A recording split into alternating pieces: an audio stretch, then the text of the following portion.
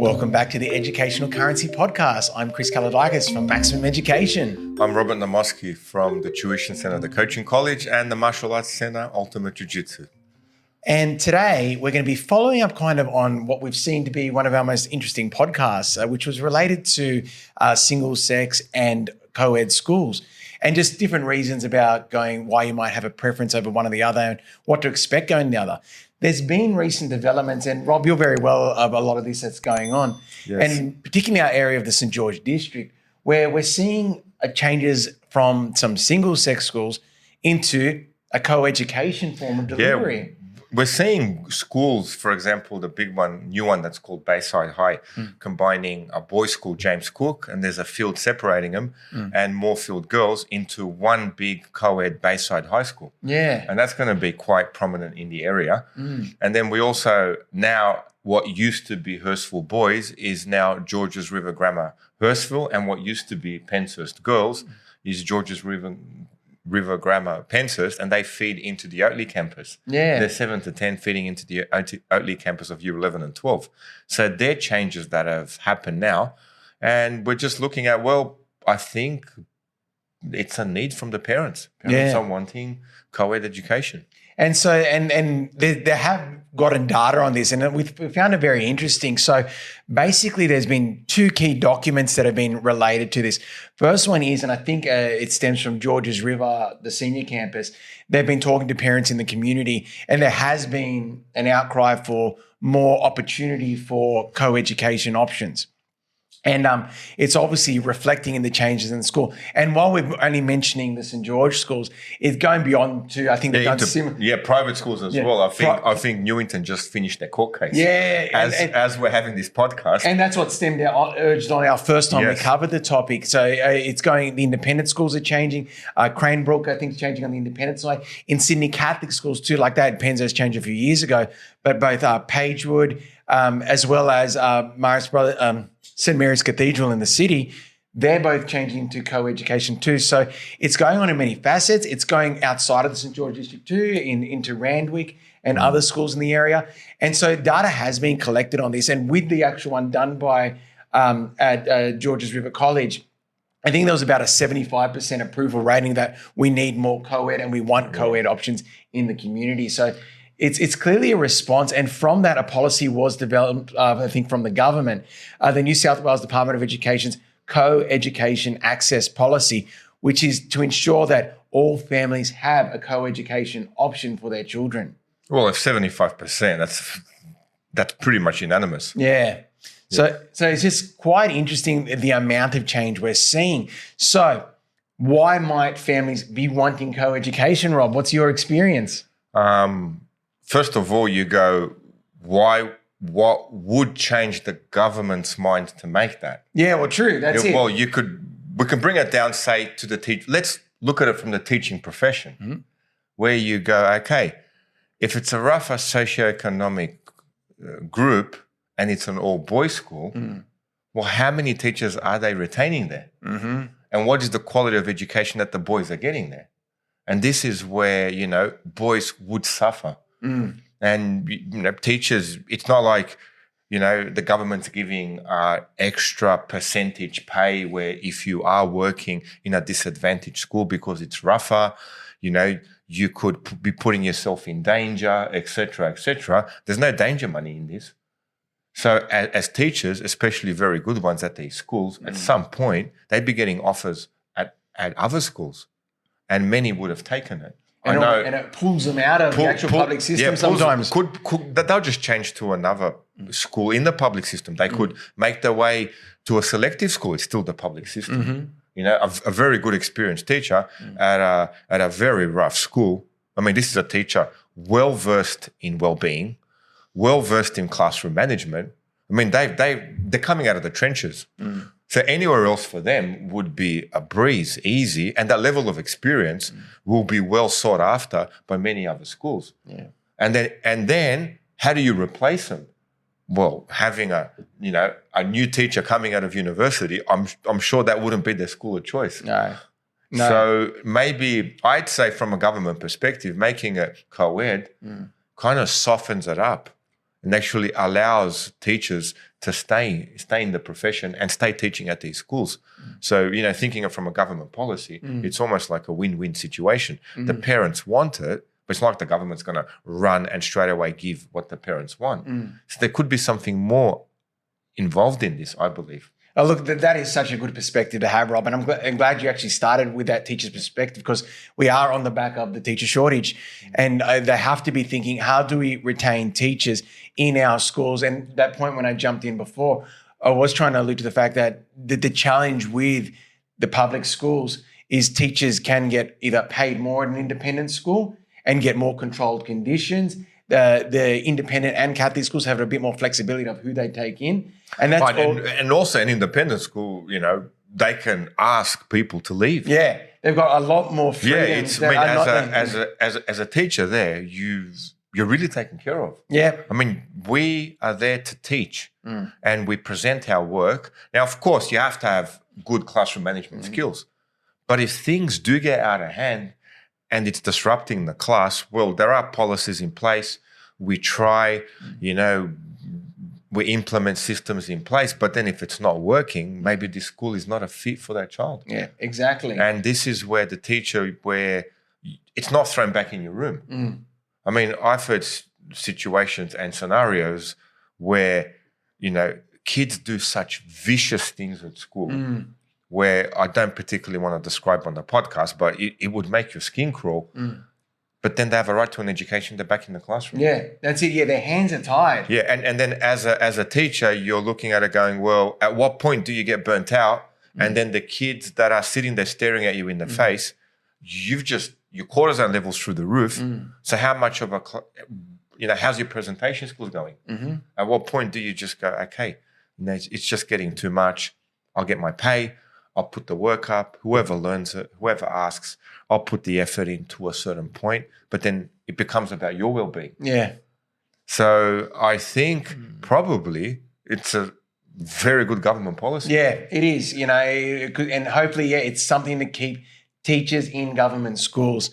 And obviously make it look attractive to teachers as an option, and kind of create that environment that is more natural. Okay, and I think that's one of the positives that we're going to go through a bit later, and that hopefully plateaus and calms some of the students down than if they were in that single-sex environment, and that what has given some of these single-sex schools a certain reputation, which people are avoiding. But it calms things down from, an all-girls school as well. Because I've had situations in the tuition centre, not particularly mentioning the school, but, where the girls were bullied out of the school. Yeah. And the parents were horrified walking into school going, but this is happening. Well, if it's not a good fit for your daughter, then leave. And they've gone into other schools and thrived. Yeah. Like really thrived, It's happened to a relative of mine. She's at another school now where she was bullied out of the school, where the principal at the time wasn't as engaged to what was happening, must have had their own issues, etc. And the mum of the daughter is an actual educator.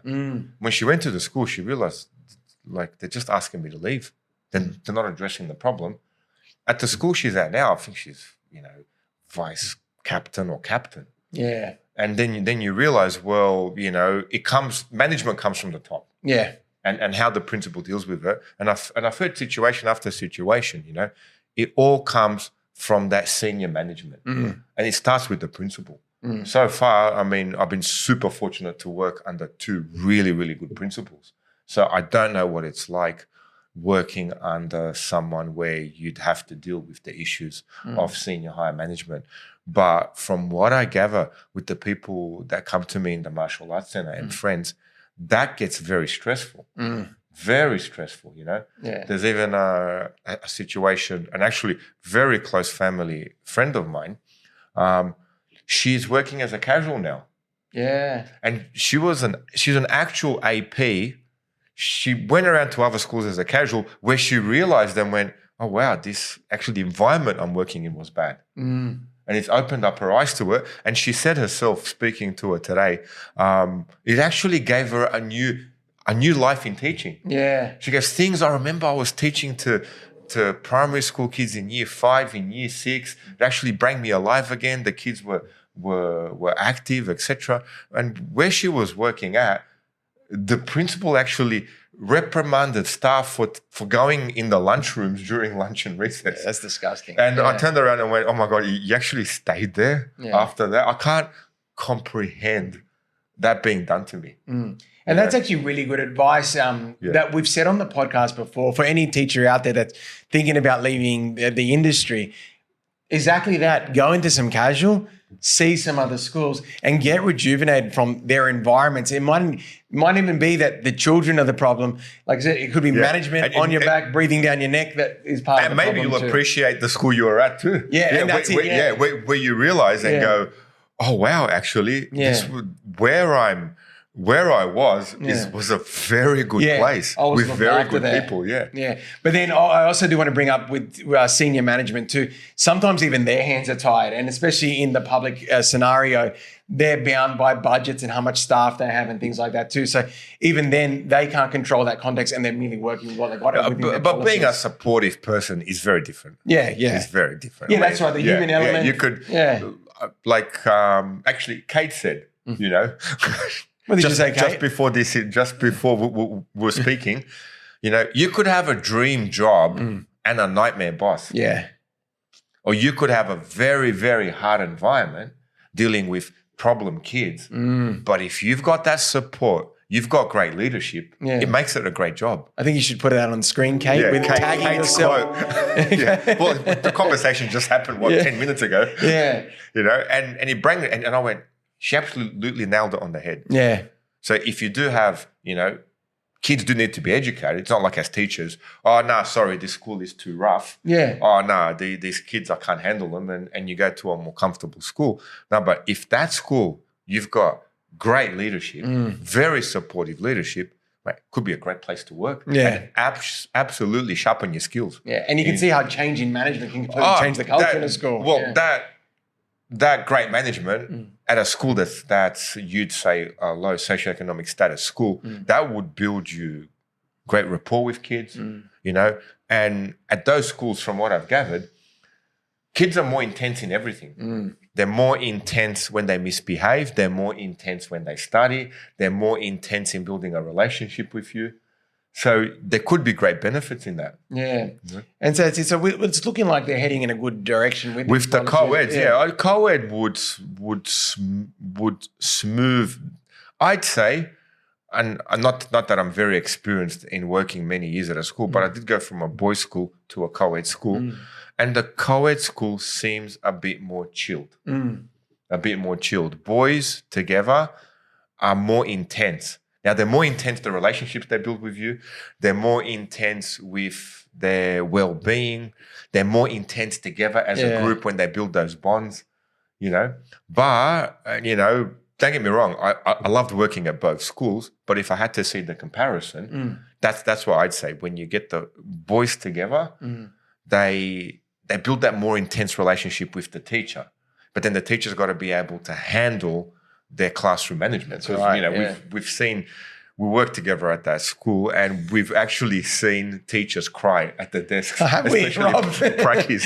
I've seen a few prackies break down, if they can't handle their classroom management. And these boys are great. Yeah, they are. Yeah. No, they're good boys. It's just you as the teacher not having the skills to manage It is very daunting. And I'll be honest, not at my current school, but actually at my previous school, and I did have a prackie too. And it was a male teacher too. Yeah. And he did break down and cry as well. The idea of walking to this room, with 30 young men there, it is intimidating, on a variety of levels. Like obviously, the amount of people. Sometimes the boys are much larger than the teacher, so it's physically intimidating. It's harder on females. Of course. That's why I said this was male, but of course it's even more harder. Yeah, you cannot compare. Yeah. And, and things like that too. And obviously all those aspects are addressed then when it becomes a co-ed environment and they're learning to respect their female peers, let alone teachers as well. It's just getting that cortisol level up. And I saw it with, I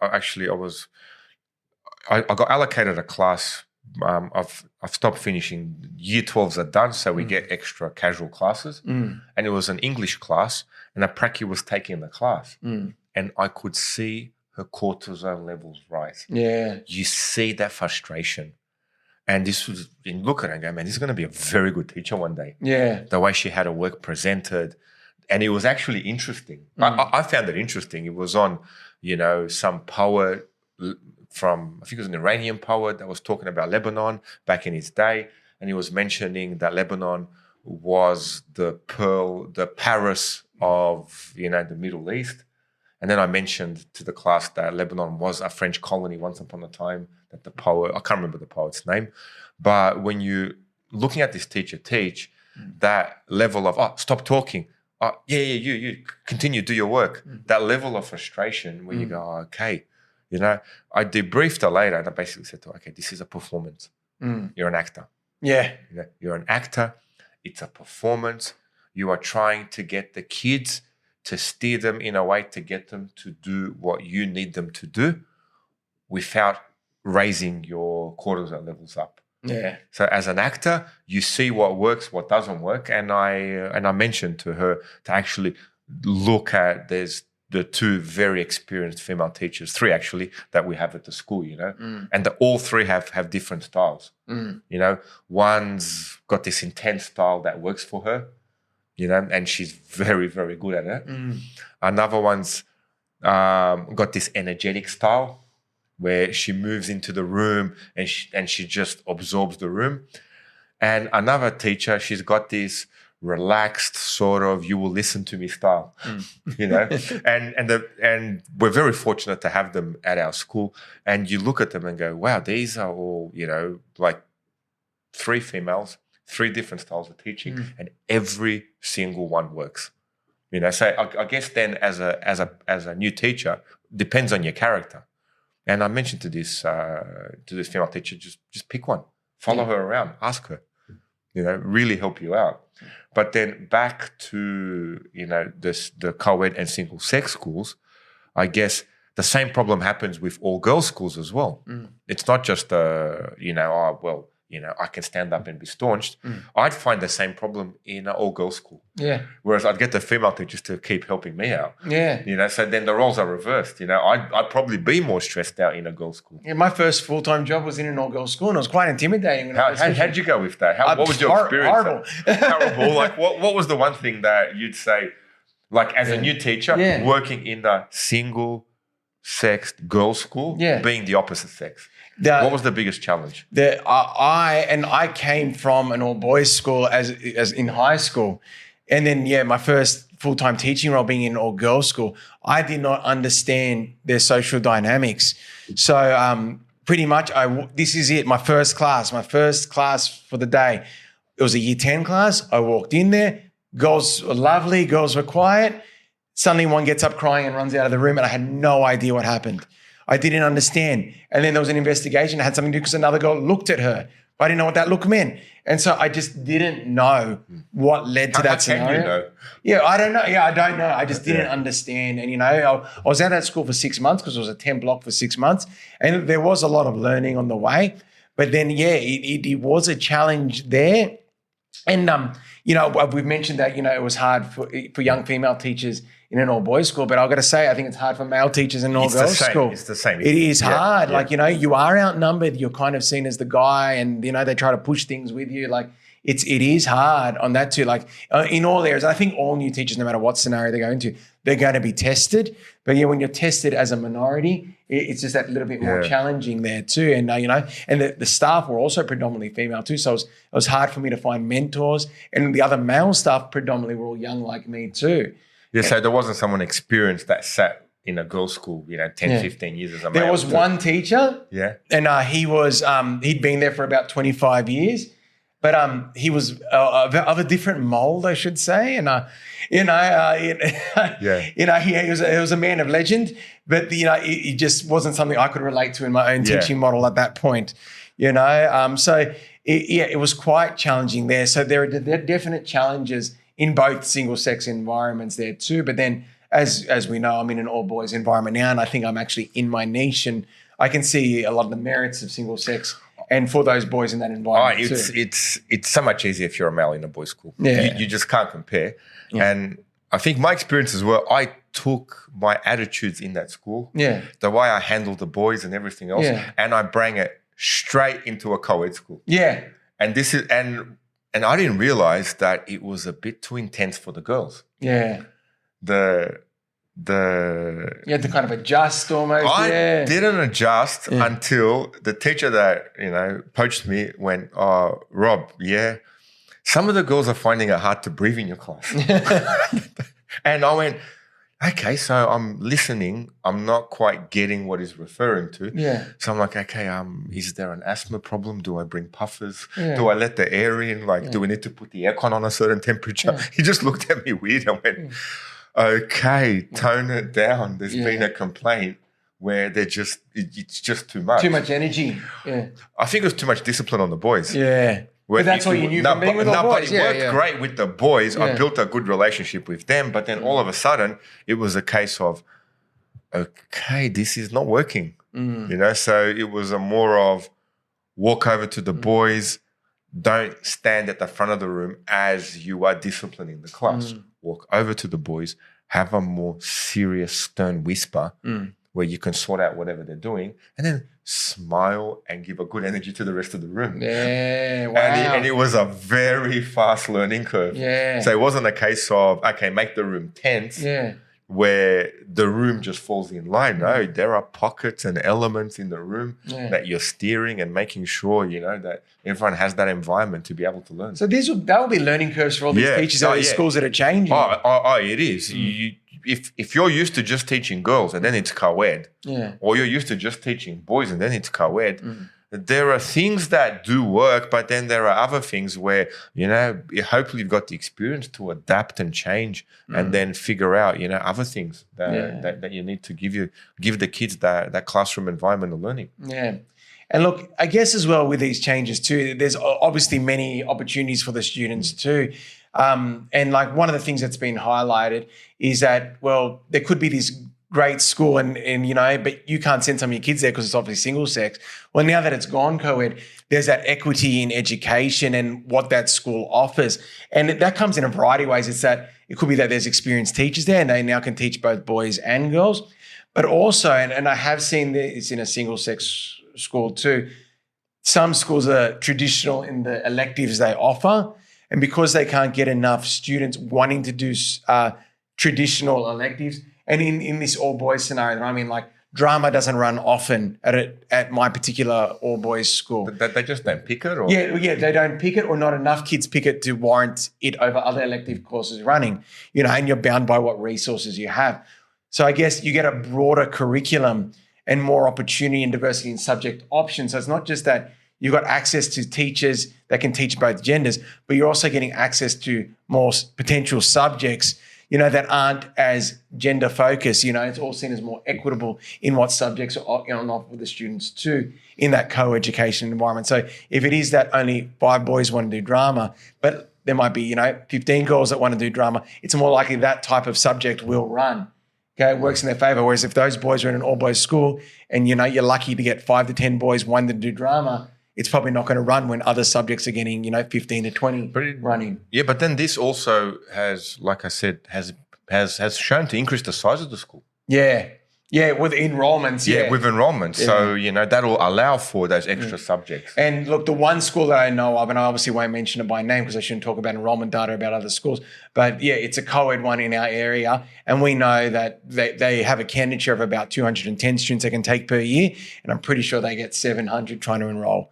Like that is massive, like more than 3 times, the school can take. Families want to get into that school, for a variety of reasons. Obviously the co-education side, but also it's a very good school. But there are other good schools that are single sex in the area, but that's the one families want. So enrollments, we do see they do rise with co-education. Yeah, I think at the school I'm working at, St. Mary's and St. Mina's, we're starting to get year groups with waiting lists now. Yeah, wow. And I think it's, all credit to Mr. Paul Humble for actually, structuring it in a way where it's happening and creating that environment. But still, it's a co-ed school. Yeah. And then it's starting to get noticed. Yeah. They're on the map. More than on the map, it's actually growing fast. Wow. Fast and with numbers. Well done, Paul. Yeah. And so what schools are remaining? So in the St. George area, okay, obviously there's been a drop now in single-sex schools. But you've got the selective, two selective so schools. both selective schools, as of speaking right now, Sydney are Tech and St. George Girls. staying single-sex. So I think that's an interesting point. Yeah. For now, and I think that's, is there a reason behind that? And we'll talk about that in a second. I think when we talk about some of the concerns. The enrollments are high and, they're in demand schools. They're in demand schools. They're in demand schools. They're always going to be a capacity because people want to send their children to selective schools. So it'd be interesting to see what does happen on those two. But I think for now they're safe. And then Catholic schools in the St. George area, well, they've got 3 that are staying single sex. They've got St. Ursula's, they've got Bethany College, and they've got Morris College Cogra. So all of them are staying, 2 of them single sex girls, 1 single sex boys. But then if you're in Catholic system, you've got the option of Penshurst Marsden. Well, yeah, you do. For co-ed. So they've got a lot of options in that area. So, and look, I think that is a fantastic model. You do have choice. And I think that's a key thing because that's kind of what we talked about in our previous podcast when we're looking at them.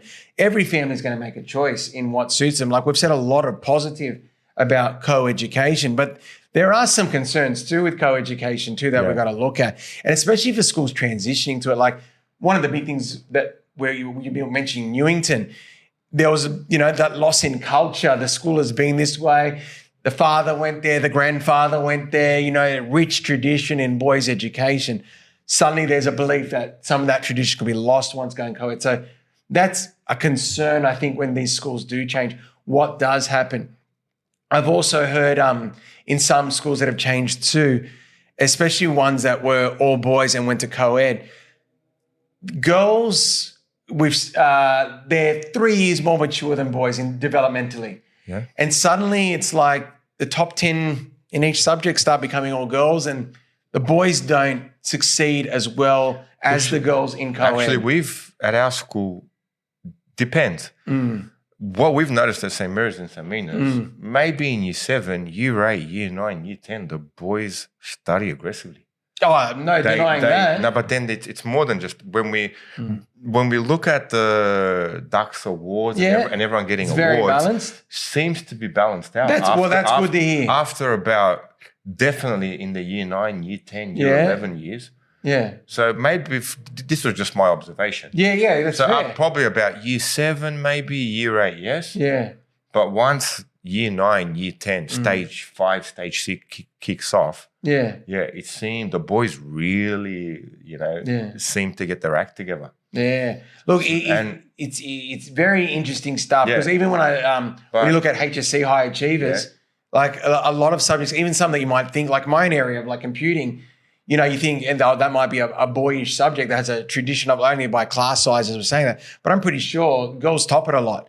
Okay, the girls that sit that subject top it a lot. Yeah, but in general, academically, I've only worked at one co-ed school, and it seems to be balanced. Yeah, it seems to have that balance. Even we run an accelerated maths program now.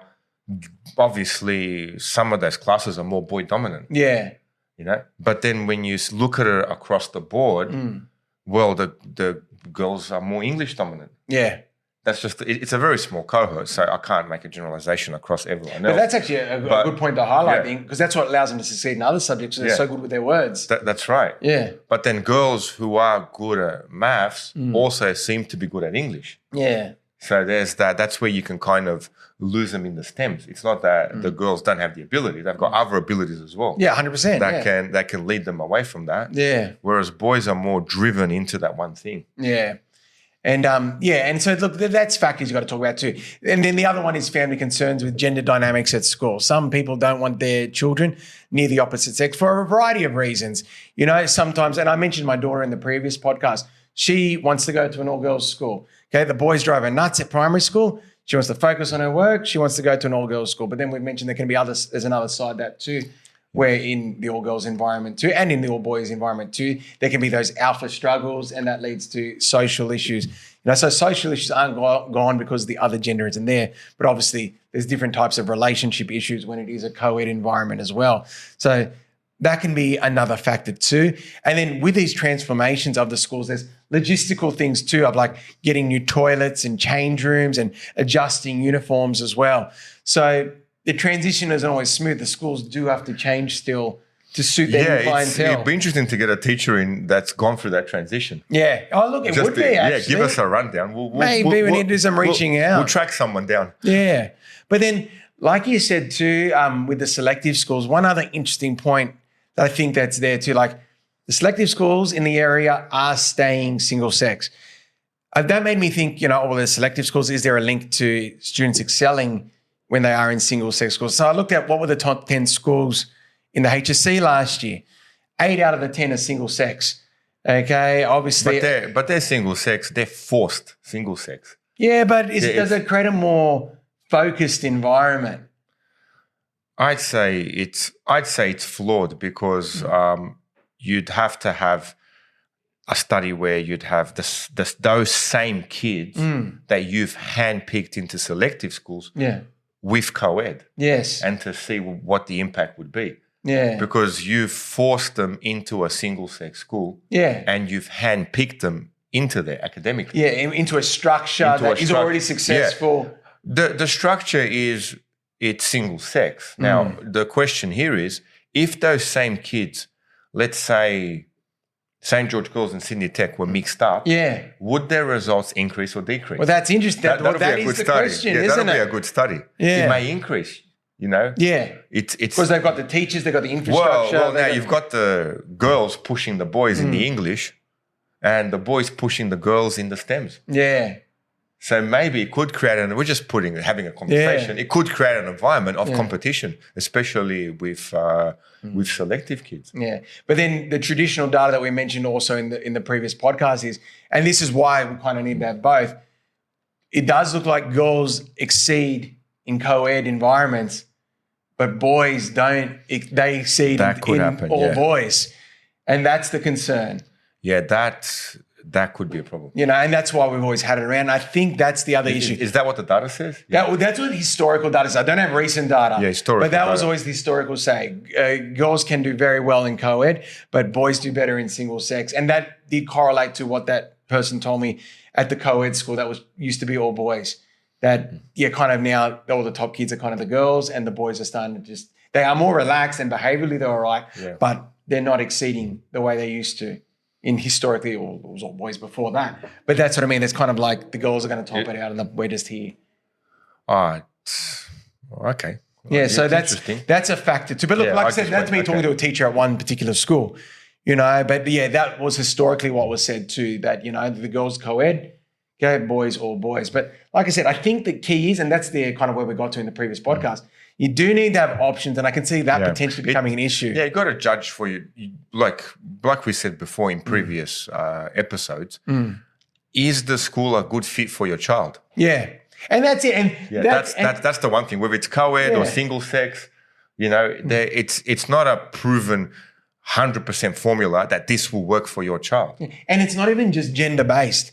It could be other factors such as faith based. Geographical location of the school. Is it a selective school? Is it a government school? All of those factors are things you've got to take in. And then obviously this is another one that goes along with it. But there are so many aspects at that school. Even just the subjects that school excels in, does that correlate, to your children? So they're all factors to be related to. I think this is great. And obviously you can't criticize the decision because it sounds like they've done their homework.